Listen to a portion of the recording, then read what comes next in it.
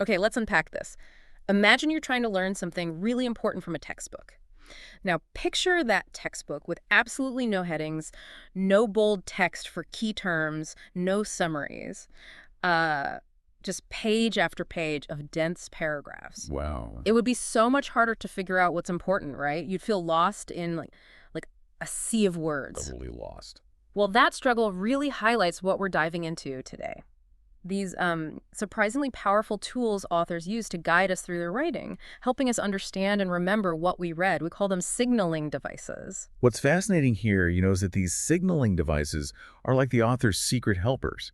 They don't actually add any new information to the core message, but they're crucial in directing your attention and highlighting the structure of the text. Right. Think of them as little nudges, saying, hey, this bit is key, or see how these ideas connect. Right. Exactly. And to really get a handle on how these things work, we're taking a deep dive into a foundational piece of research. A 1989 article from the Educational Psychology Review titled Text Signaling Devices and Their Effects on Reading and Memory Processes by Robert F. Lorch Jr. Ah, yes, a classic. It's a classic for a reason, yeah. If we connect this to how you learn from written material, this article is just a cornerstone.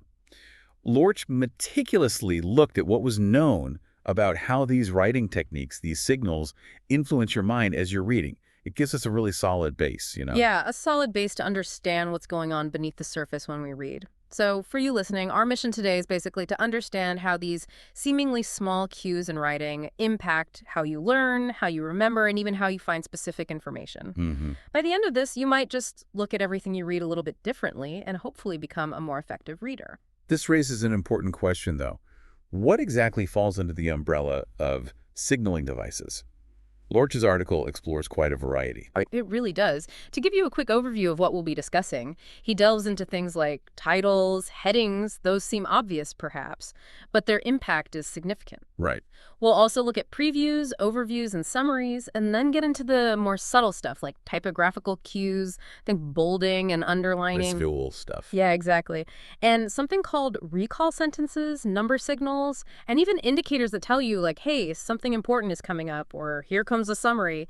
So it's a whole range of techniques. Okay, so let's get down to basics. What's the core idea behind this concept of signaling?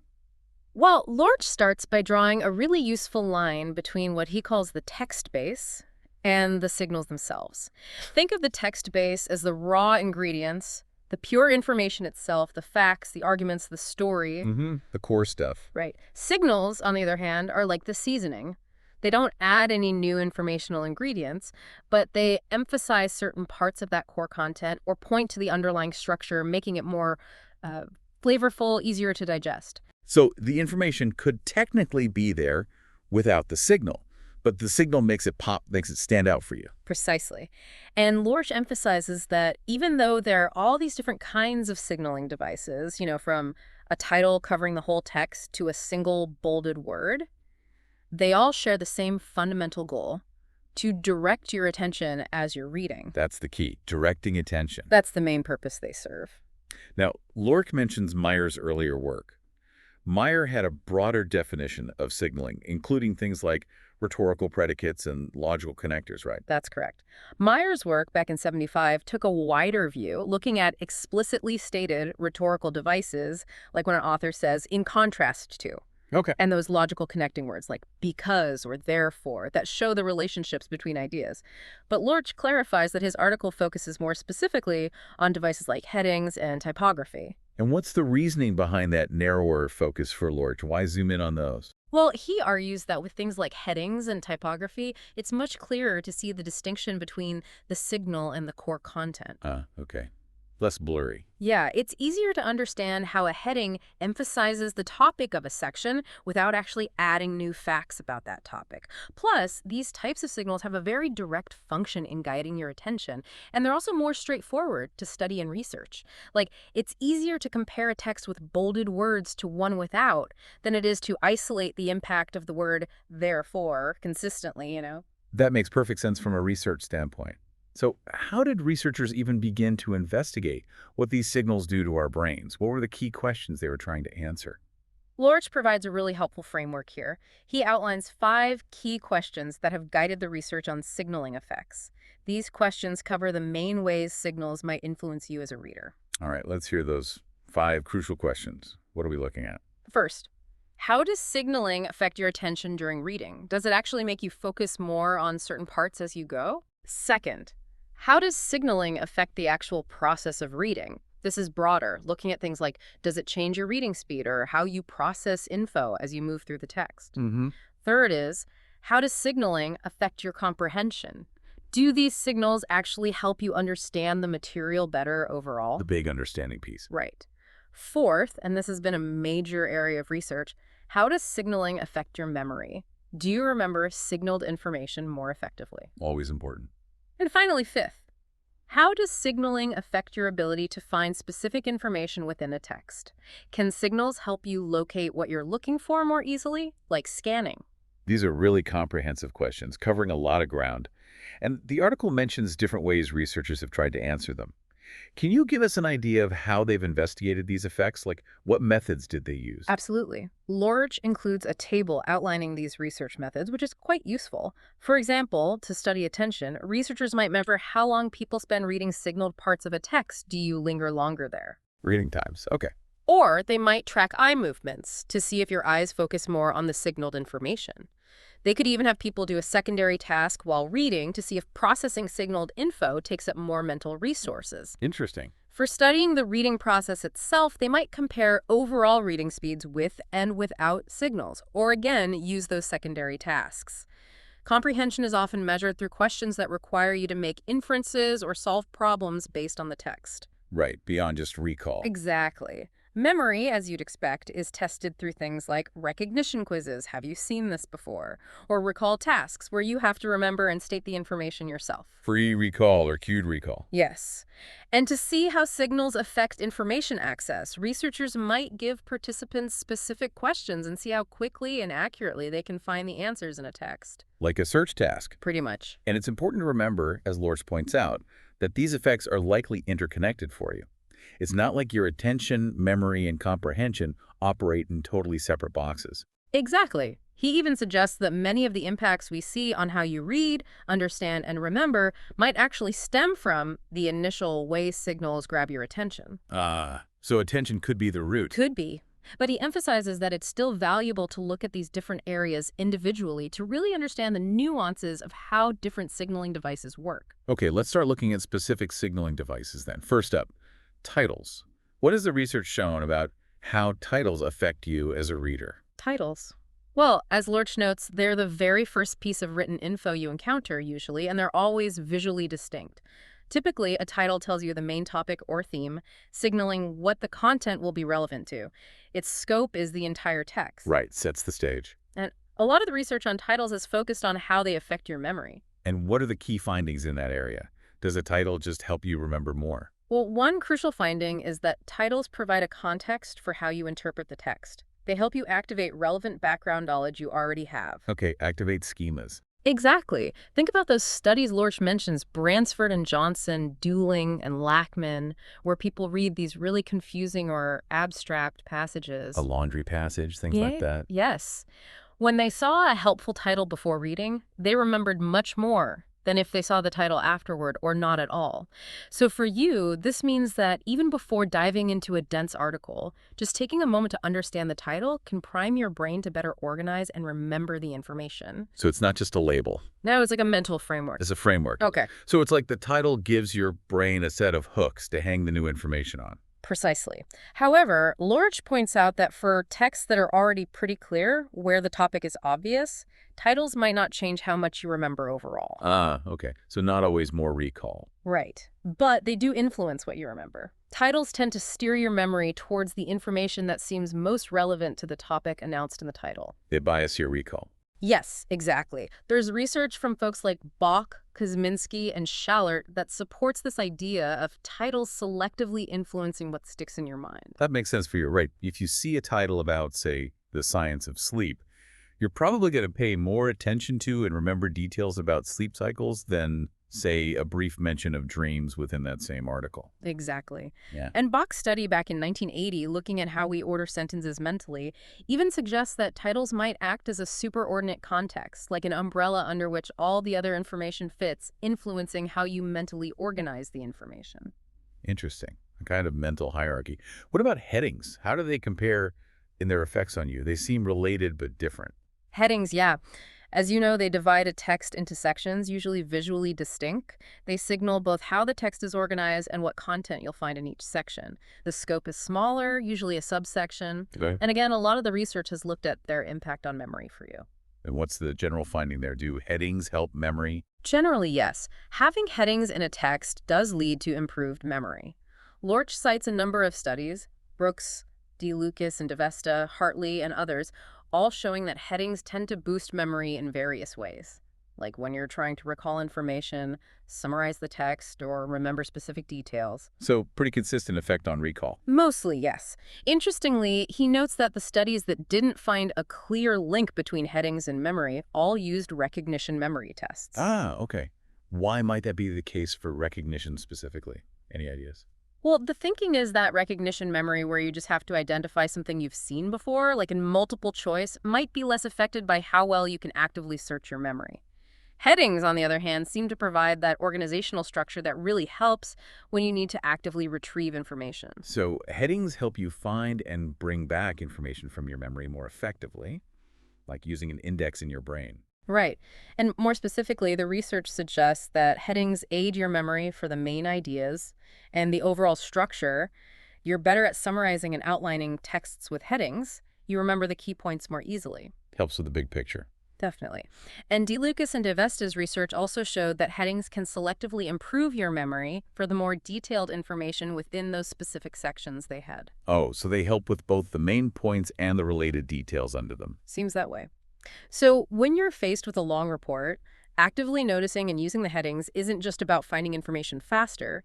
It's actually helping your brain create a stronger mental outline, making stuff easier for you to recall later. And practically speaking for you, headings obviously make it easier to find specific information in a text, right? Like just navigating. Absolutely. Hartley and Truman's research clearly shows that. Headings help you locate answers to specific questions faster, whether you've read the text thoroughly before or you're just scanning. Yeah, that seems intuitive. It's a little surprising then, as you mentioned, that Lorch points out there hasn't been a lot of research on how headings affect your attention during reading, how you process the text, and your overall comprehension. It is. He speculates a bit, suggesting that experienced readers might use headings as a way to preview what's coming. Like a mini overview for the section. Exactly. And that headings could influence how you distribute your attention within a section, maybe focusing more on parts relevant to the heading. He also thinks they probably help you understand the text's structure better, making it easier to distinguish important info from less critical details. But yeah, less direct research there. And were there any other factors that seemed to change how effective headings were for you? Like, does it matter if you're a good reader or if the text is hard? Researchers have looked at things like your reading ability, age, text difficulty, heading location, even the style of the heading, and when you're tested. But Lorch concludes that the findings on these factors have been, well, somewhat mixed or inconsistent so far. No clear universal rules there. Okay, so to sum up headings for you, they seem to give a modest boost to your memory overall, especially for structure and main ideas. And they're definitely a valuable tool when you need to quickly locate specific information. Exactly. Those are the two really clear takeaways regarding headings from the research Lorch reviewed. All right, next up, previews, overviews, and summaries. These all seem to be about signaling information at different points relative to the main text, right? Before, during, after. They are indeed related. As Lorch explains, overviews and previews both signal information that's coming up and emphasize main topics in organization. The main difference is usually the scope. Overviews often cover the entire text, like an introduction might. Big picture first. Yeah. While previews tend to focus on smaller chunks, like individual paragraphs or sections, summaries, on the other hand, deal with information that has already been presented looking back. Okay. And how do overviews and previews affect your reading and recall? What's the benefit of getting that heads up? Overviews can be really helpful, especially by explicitly laying out the structure of the topics. Lorch mentions his own 1985 study, which found that when an overview is provided at the beginning, you tend to read the main topic sentences faster. Like having a roadmap beforehand speeds you up. Exactly. And for texts that are difficult or maybe poorly organized, overviews have been shown to improve your overall recall. Ah, that makes sense. Helps you make sense of chaos. Right, likely because they give you a framework to organize the information as you read and a plan for how to retrieve it later. This effect seems to depend on how well you remember the main topics from the overview itself. Okay, what about previews, those shorter ones? Previews, those little statements you might see before a paragraph, can also improve your ability to recall the specific ideas they signal. Hartley and Truman found that. And Glover and colleagues in '88 even indicated that when you see a preview statement, you actually spend more time processing the paragraph that follows. Oh, interesting. So it makes you slow down and pay more attention. Yeah, suggests it grabs your attention more. They also found that previews signaling a relationship between different paragraphs led to you remembering that related content in a more connected way, influencing how you organize info in memory. So those little previews are actually making you, the reader, slow down and potentially process more deeply. Seems like it. That could be a real game changer when tackling dense material. So previews make you focus more on what's next, and overviews give you the big picture to help you organize everything. What about summaries, those recaps at the end? Summaries have consistently been shown to have positive effects on your memory, both in free recall and cued recall tasks, according to studies by Hartley and others, and McLaughlin-Cook. So they definitely help you remember. Yes, and there's evidence they specifically improve your memory for the main ideas they include. However, the exact reasons why summaries are so effective aren't completely clear. What are the possibilities? Lorch discusses a few. They might give you a retrieval plan, like the overview does, but after the fact. They could represent a kind of mental rehearsal of the most important points. Or they might simply be a more concise and easier to understand restatement of the text's core content. Maybe all three. It's interesting that even though they appear at different points, beginning versus end, overviews, and summaries seem to have similar positive effects on your memory overall. Lorch does highlight that, yeah. But he also cautions that they might achieve these benefits through different mental processes because of where they appear in the text. Right. Priming versus reviewing. Exactly. And he also points out that research on summaries, in particular, needs to go beyond just looking at memory. How do they affect your understanding? Can they be used effectively to help you preview a text if you read the summary first, or direct you to go back and review certain parts? More to explore there. Definitely. Okay, let's move on to something that's often more visually noticeable for you. Typographical cues. We're talking about underlining, boldface, italics, different fonts. Exactly. The visual highlights.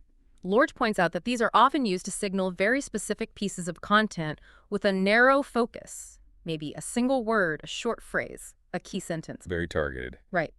And the author's intention is usually pretty clear. This content is important or needs emphasis. And what does the research say about how effective these are for you? Do they work? The most consistent finding across a large number of studies, Lorch lists Cashinelli, Coles and Foster, Krauss and Idstein, many others, is that typographical cues do indeed improve your memory for the specific content that is signaled. Okay, so highlighting works. Yes. Furthermore, this effect tends to be selective. While you remember the highlighted information better, your memory for the parts of the text that aren't signaled is often not affected, and in some cases, it might even be slightly worse. Oh, really? A trade-off? Potentially. Glennon, DeVesta, Hirschberger, and Terry found evidence for that. So think about this when you're taking notes or highlighting yourself. Doing it strategically can act as your own personal signaling system, making crucial points stand out later. But overdoing it, maybe not so helpful. So it's like your brain prioritizes the information that's visually emphasized and might even pay a little less attention to the rest. Makes sense. That's the general idea. However, Lorch does mention some conditions, some boundaries. The benefit seems strongest when you are specifically tested on the highlighted content. Ah, okay. Matters how you're assessed. Yeah.